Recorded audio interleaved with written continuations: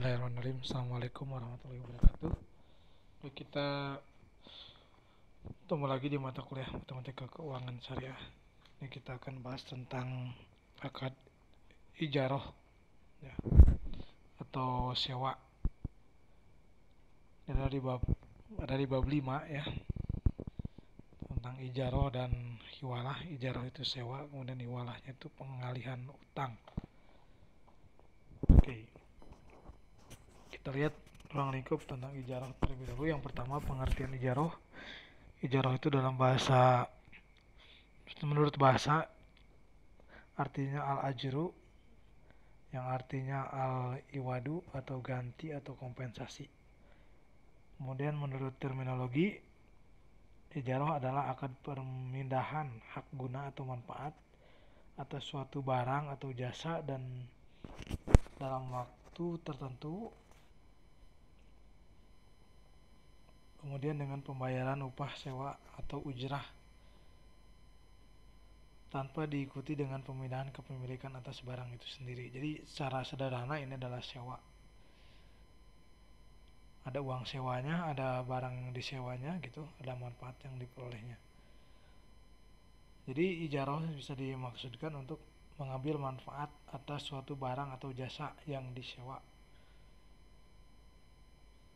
Atau bisa juga mempekerjakan seseorang jasa ya.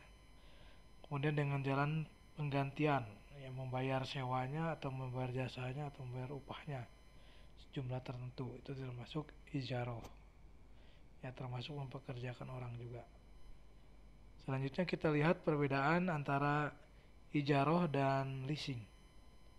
Yang pertama, kalau kita lihat dari segi objeknya, ijaroh itu adalah manfaat dari barang dan jasa, kemudian leasing manfaat barang saja.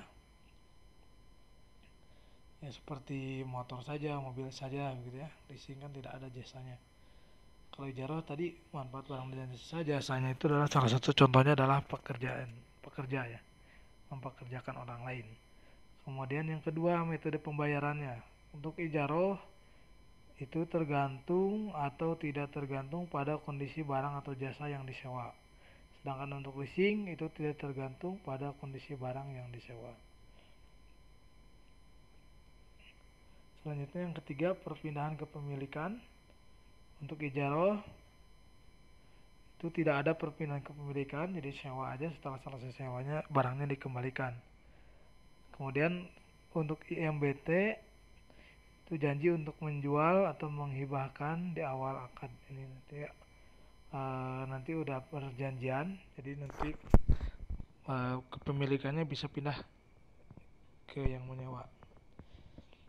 Selanjutnya kalau leasing itu sewa guna operasi ya, itu tidak ada transfer kepemilikan.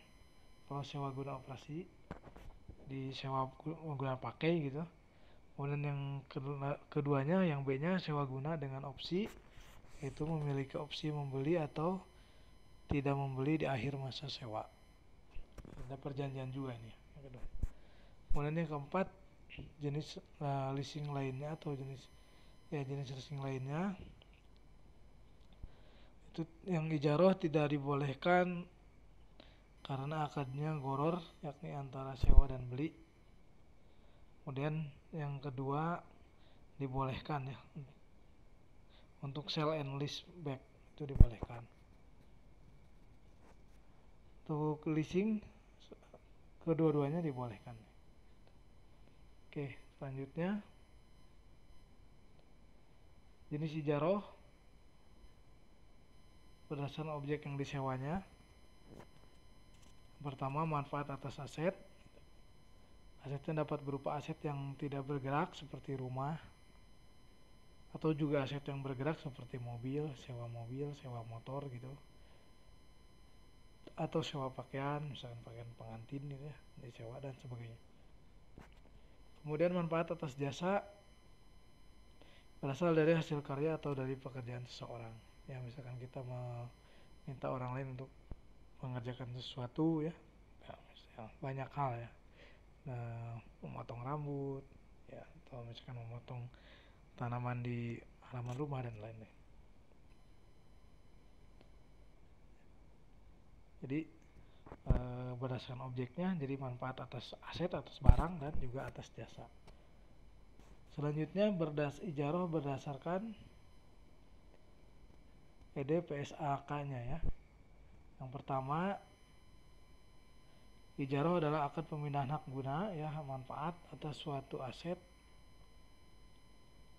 atau jasa dalam waktu tertentu dengan pembayaran upah sewa atau ujroh tanpa diikuti dengan pemindahan kepemilikan aset.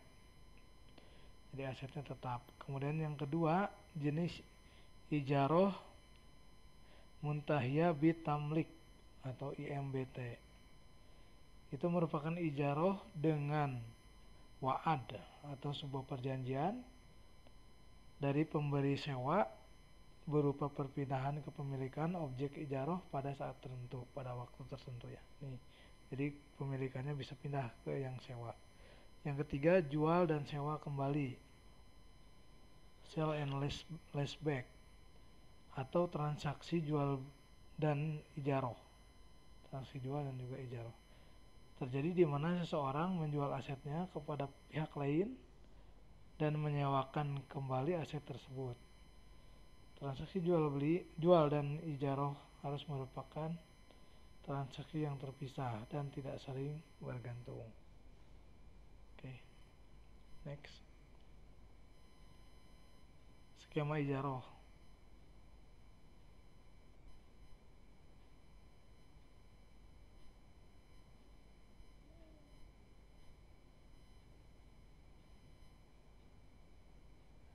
Ini skema ijaroh. Pertama, pembelian objek secara tunai, kemudian perjanjian ijaroh atau IMBT, itu supplier ya, atau penjual atau pemasok ya. Kemudian ada pemberi sewa ya, jadi ada pemberi sewanya, kemudian ada yang penyewa. Jadi ada 3 unsur ya, supply, penjual atau pemasok, kemudian pemberi sewanya atau penyewanya, kemudian yang ketiga penyewanya. Oke, ini dalam artian kalau di dunia sehari-hari gitu ya. Misalkan kita sewa mobil ya. Nah, ada rental mobil. Nah, nanti ada juga pemilik mobilnya, bisa aja di rental itu yang mobilnya itu mobil orang lain ya. Kemudian disewakan oleh tim rental ini, manajemen rental ini ke penyewa. Jadi ada 3.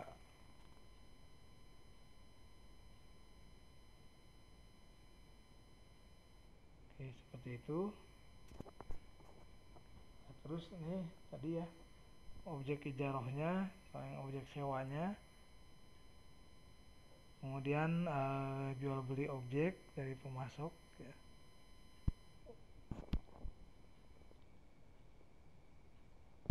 Ya, di sini untuk IMBT tadi udah dijelaskan di slide sebelumnya. Dia kepemilikannya itu bisa pindah ya ke penyewa.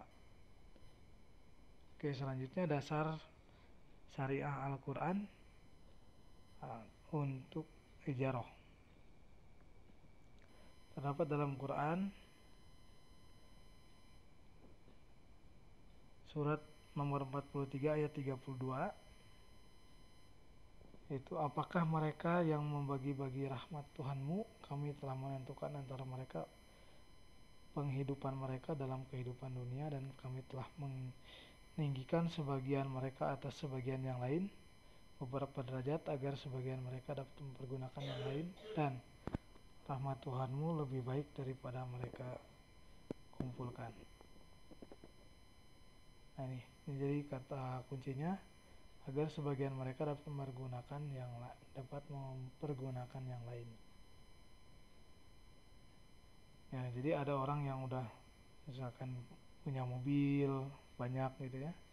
Ada orang yang tidak punya mobil, tapi yang punya mobil ini menyewakan ya, kepada yang orang yang tidak punya mobil, sehingga dia bisa, yang tidak punya mobil pun punya manfaatnya untuk menggunakan mobil ya, berpindah. Jadi, manfaat dari mobil itu kan membawa kita berpindah dari satu tempat ke tempat lain.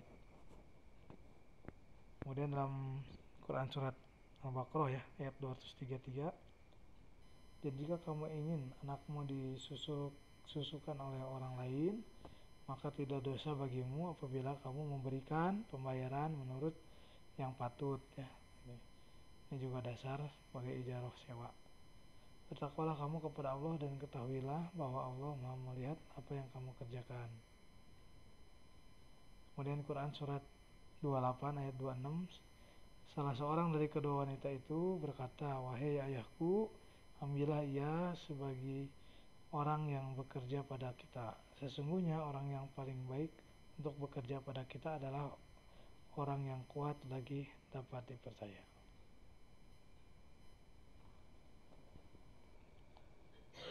Selanjutnya ini tadi menurut Al-Quran ya, jadi ada 3 ayat.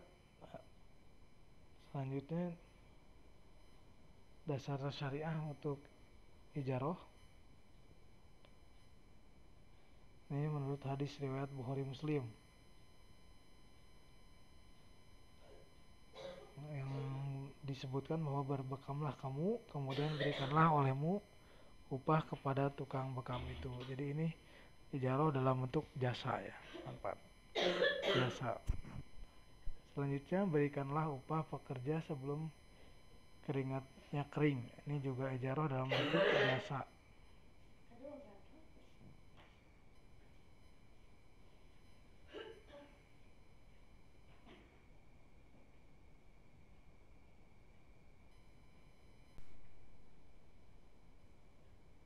Ya, ini hadis yang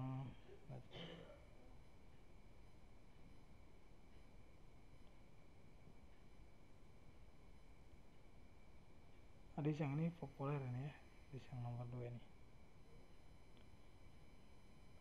Kemudian hadis berikutnya, barang siapa mempekerjakan pekerja, beritahukanlah upahnya. Ya. Jadi maksudnya kita jangan menutup-nutup upahnya orang bekerja gitu ya. Jika kasih tahu dapatnya nanti pembayarannya sekian gitu, mungkin sebelum mereka melakukan pekerjaan yang kita kerjakan gitu. Dan masih banyak lagi ya nih untuk dasar syariah ijarah. Jadi ijarah itu boleh dalam Islam. Selanjutnya rukun ijarah, yang pertama harus ada pelaku ijarah ya. Kemudian yang kedua ada objek akad ijarah, kemudian yang ketiga ada pernyataan atau ijab kabul ya. Yang pertama pelaku ijarah itu harus dalam usia balik, jangan anak-anak. Kemudian mengetahui hukum gitu. Selanjutnya objek akad ijarah yaitu manfaat aset atau benda atau barang dan pembayaran sewa, atau manfaat jasa dan pembayaran upah. Jadi kalau barang bentuknya sewa, kalau jasa bentuknya upah atau gaji. Kemudian harus ada ijab dan qabul, yaitu berupa pernyataan dari kedua belah pihak yang berkontrak atau melakukan perjanjian ijarah ya, baik secara verbal ataupun dalam bentuk lain, misalkan dalam bentuk tulisan dan lain-lain.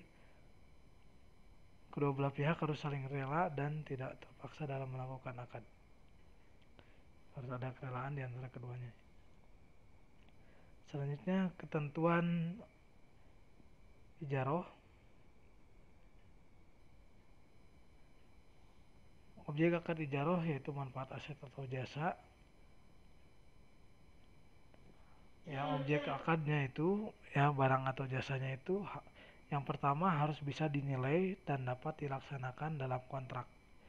Misalnya sewa komputer, maka komputer itu harus dapat berfungsi sebagaimana mestinya dan tidak rusak. Jadi nggak boleh menyewakan barang yang rusak. Dan yang kedua, objek akadnya ya harus yang bersifat diperbolehkan secara syariah. Jadi tidak boleh yang diharamkan. Yang menyewakan barang yang diharamkan itu tidak boleh. Maka ijarah atas objek sewa yang melanggar perintah Allah itu tidak boleh dan tidak sah. Misalnya mengupah seseorang untuk membunuh, ya, itu kan tidak boleh. Menyewakan rumah untuk tempat main judi atau menjual khamar dan lain-lain itu nggak boleh. Selanjutnya yang ketiga, dapat dialihkan secara syariah. Dan yang keempat, harus dikenali secara spesifik sedemikian rupa untuk menghilangkan ketidaktahuan yang dapat menimbulkan sengketa. Misalnya kondisi fisik mobil yang disewakan. Untuk mengetahui kejelasan manfaat dari suatu aset dapat dilakukan identifikasi fisik. Jadi dia harus kondisi, misalkan ini kalau kita nyewakan mobil ya, kita harus memberitahu ya bahwa ini misalkan kekurangannya tuh di sini gitu. Mobilnya misalkan bannya udah agak gundul misalkan seperti itu ya. Kemudian yang kelima, jangka waktu penggunaan manfaat ditentukan dengan jelas. Jadi jangka waktunya mau berapa lama sewanya itu udah ditentukan ya. Nah, jadi jangan sampai ijaroh sewa dan waktunya nggak ditentukan, itu nggak boleh. Kemudian ketentuan berikutnya menyangkut dengan sewa dan upahnya. Yang pertama, harus jelas besarannya dan diketahui oleh para pihak yang berakad ya gitu. Kemudian yang kedua, boleh dibayarkan dalam bentuk jasa manfaat lain dari jenis yang serupa dengan objek akad. Kemudian yang ketiga, bersifat fleksibel dalam arti dapat berbeda untuk ukuran waktu, tempat dan jarak dan lainnya yang berbeda. Begitu disepakati maka harga sewa akan mengikat selama masa akad. Misalkan kalau misalkan sewa sehari itu nanti beda harganya dengan sewa seminggu, misalkan seperti itu ya, untuk ukuran waktu yang berbeda kan gitu. Jadi fleksibel. Selanjutnya, ketentuan syariah ijaroh muntahiyah bit tamlik ya. Ini yang memungkinkan barangnya itu pindah ke pemilikan ke yang menyewa. Ketentuannya adalah seperti berikut.